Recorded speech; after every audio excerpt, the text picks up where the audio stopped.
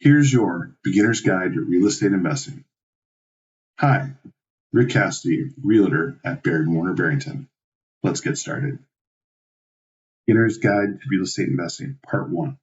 Can you invest in real estate if you have a full-time job? Absolutely. I've done it. Lots of people do it. Everyone does it. Do it. Do you need to pay a guru to be successful? No. You can get everything you'll ever need off of Bigger Pockets. So many investors have used that as a reference. You don't need to pay somebody. You can pay somebody if you want to.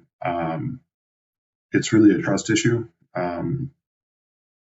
You would have to know that person, in my opinion, you'd have to know that person so well that you trust them. And online teachers, it's hard to gain trust with them. So can you invest in real estate with no money? Yes, there are deals like that out there, but it's a very attractive deal. So it's going to be a lot of competition for those deals, but also some people don't know how to craft those deals. So you do have that ability, but you're going to have to be savvy, get educated. Is real estate a way to get rich quick? Absolutely not. Real estate is a get rich slow scheme, not a get rich quick scheme. But it is also a snowball. Once it gets moving, as you're rolling that snowball down the hill, it gets bigger and bigger, gains momentum. So it is a great way to build wealth. Beginner's Guide to Real Estate Investing, Part 2. Real Estate Investing Education.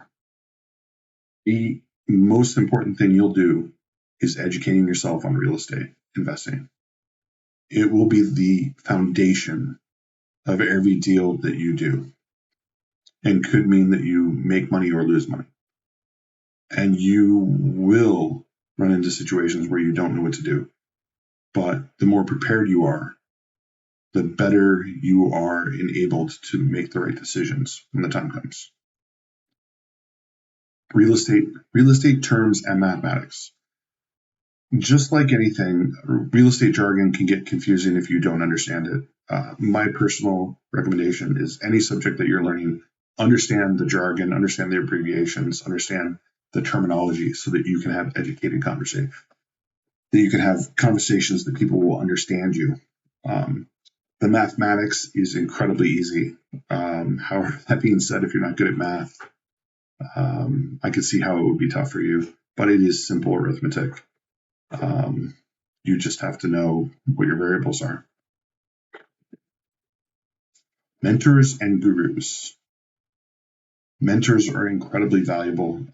It's a huge piece of your education. You're going to learn so much from being part of a mentorship. Put yourself out there, offer to provide value, and see if you can get people to mentor you. I would steer clear of gurus. Anything promised in the world in a 60-second clip on TikTok, probably not worth the $19.99 or whatever they're charging you per month. Analysis paralysis. You need to learn how to analyze a deal, but you do not want to analyze 200 deals and then make one offer. You need to make offers when you see good deals. So you're going to reach that point where you know you're in the wrong and that you should start making those offers. My advice is go in there and do it. Maybe the best way to start is to make offers you know will get rejected so that you can at least have that experience. Don't worry about offending your real estate agent. I've heard a lot of people say, I don't want to make that offer because I don't want to waste a real estate agent's time. Make the offer. So go ahead and make offers. Sources of education for real estate investing.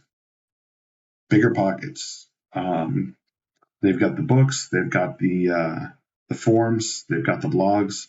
Check it out. I'm still reading stuff off of there. I've got a ton of their books. It's a really great way to get educated. Anything you see, any videos you see online of people in black shirts with tiny little microphones, take that advice with the grain of salt. You don't know what kind of crazy whack job is on the internet. There's some weirdos out there. Beginner's Guide to Real Estate Investing, Part 3. Choosing your real estate strategy. There are many different strategies and angles that you can pursue in real estate.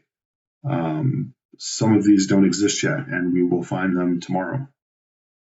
One weird one that I learned about was land arbitrage, where essentially because real estate fees are so high, it's very hard to sell a piece of land.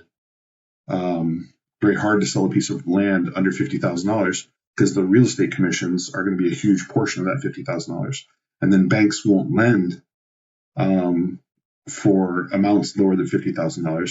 So you end up with a piece of land, let's say it's worth $30,000, but after those fees and the fact that the only buyer you can get is all cash, you create a situation where nobody's really incentivized to sell those pieces because they won't receive the value that they want.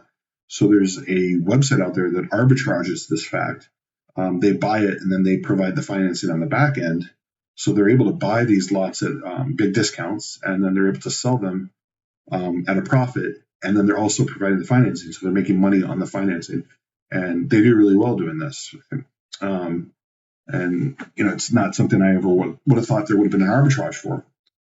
But you'll find that as you get into real estate, you're going to see these things, and these problems become opportunities, opportunities to make money. Focusing on a specific niche. So we all get caught up in the shiny object syndrome. We listen to the Bigger Pockets podcast, and we learn of 7 new strategies in a 1-hour podcast, and all of a sudden we want to chase that ball down the street. But if you focus on a niche and you become an expert at it, you will see greater success. You'll have less failures. You'll be able to focus and get educated to the point where you become an expert. So along with picking that niche, you're going to also want to look at what's best for you. You may decide, I want to be a fix and flipper. You do one deal and you realize this is not for me. I don't like the way I'm being taxed. I don't like the workload. And you decide, I want to become a buy and hold landlord, right? So maybe you got spun up on that one niche and you realized, hey, this is not for me. Don't be afraid to switch to a niche that's going to keep you happy. The last thing you want to do is try to be financially free by working in real estate only to have a job that you don't like. You want to make sure your job in real estate is something that you look forward to doing and that you enjoy doing. Beginner's Guide to Real Estate Investing Part 4. Create a business plan. A business plan is going to provide a strong foundation for which you to build your real estate empire. If you do not have a plan, you can go off in many different directions, doing many different things, never accomplish the base things that you need to do to climb each step of the ladder that you are climbing. If you're going to build a sustainable business, you're going to need to understand where that money is going, how to spend it. The business plan is going to allow you to prioritize what is most important to get that cash flowing. A solid business plan is going to put you down the right path to making money and provide the best odds in your real estate empire becoming a success. Beginner's Guide to Real Estate Investing, Part 5. Finding the property. Strategies for finding a property. There are many different ways to go about this. There's the traditional realm, which is MLS, real estate agents, etc. Obviously, these are not going to be the greatest deals in the world. The MLS is a marketplace, so you're going to pay a market price unless you can find some angle to work. A real estate agent who caters to investors is going to know the best way to find deals on the MLS or have the best angles to locate the deals that you're looking for. Creative methods for finding deals: driving for dollars, direct mail, cold calling. These are all great ways to drum up some business from people who don't know that they want to sell yet. There's going to be a lot of doors closed in your face, a lot of no's, a lot of swearing. But if you get past that, it can be a way to find some pretty lucrative deals. The last thing I would say would be networking. Building a good network of associates and services and contractors and lenders and property managers. These people can provide deals to you. They will bring you deals. They are not going to bring you deals because you know them. Obviously, if you provide them value, if you are a valued customer, or if you are just a really great friend to them, they're going to be on your short list when they see deals or find deals that they think are interesting. They're going to go, hey, I remember that guy. Let's bring him a deal. Beginner's Guide to Real Estate Investing, Part 6, Financing. You definitely need to understand your financing options because you definitely need to understand your options for financing because you will be either limited in what you can do to start or limited in what you can do after you buy X many properties by the financing that you can achieve. If you can't afford a loan, then you won't be able to get started as easily. And after you buy 10 homes, if you can't find creative financing or non-traditional financing that works, you are not going to be able to make deals pencil out as easily as before. Creative financing is the act of finding or creating a way to finance a deal that is not cookie cutter traditional mortgage. This could be something like a land contract or assuming a mortgage of somebody else's, any non-traditional way of securing financing. Beginner's Guide to Real Estate Investing, Part 7, Marketing. Marketing is incredibly important in real estate investing. Your ability to market a property is obviously key. Your ability to market for properties is obviously key. But more important is your ability to market yourself to others. This will help you network. This will help you gain the trust of people who are lenders. This will put you forward above others when being considered. So understanding how to market can be a big windfall if you can master that. You should come up with a marketing plan for both you and your business and brand, as well as your properties. You may be able to find a marketing channel that will be less expensive and more provide more throughput for you in your deals. And having a plan can help you execute. Iterating on that plan will be important though, because not all of our plans are going to work. And iterating on a marketing plan is very important. Along with iteration is testing. You need to continually test and optimize your marketing. You will find that things that work today will not work tomorrow, but they may work the day after that. So it doesn't work in this buyer's market, but it's going to work again in another seller's market, or when some other market condition changes, that old marketing plan, you might be able to dust it off and use that again. But you need to continually be testing to make sure that you're spending your marketing dollars wisely and not just throwing them away because they worked in the past. Beginner's Real Estate Investing Guide, Part 8, Exit Strategy. Executing your exit strategy. When we say exit strategy, we don't mean sell. Selling is one way to exit. Another way to exit is to hold it as a long-term rental or to land contract it.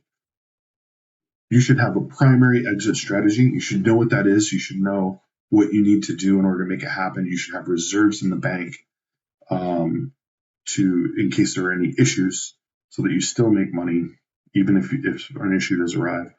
And you should have a secondary exit strategy. So maybe your first primary exit strategy is you were going to do a fix and flip and you're going to sell it. But your secondary strategy is you would, after the fix and flip is done, if you couldn't sell it, you would rent it out and you would still make money renting it out. If you don't have a secondary strategy that you know will work, you may end up in a situation where you do that fix and flip and then you're like, well, maybe I can just rent it because I'm not going to make the money on the fix and flip. And you go to rent it, and you may lose money renting it. So if your exit strategy fails, you want to make sure you have a backup exit strategy that will work so that you don't end up losing money. If you only have one exit strategy and you're not going to make a lot of profit or there's a lot of risk involved, you may want to avoid making that investment, because if the economy were to turn, you may end up losing a big chunk of money. Oftentimes, if you have a secondary exit strategy when the economy does turn, sometimes that secondary strategy becomes even safer. Okay, thanks for sticking with me to the end of this beginner's guide to real estate investing. And go ahead and drop a comment. Let me know what you're doing in real estate and how you are making money. And we'll see you next time. Thanks.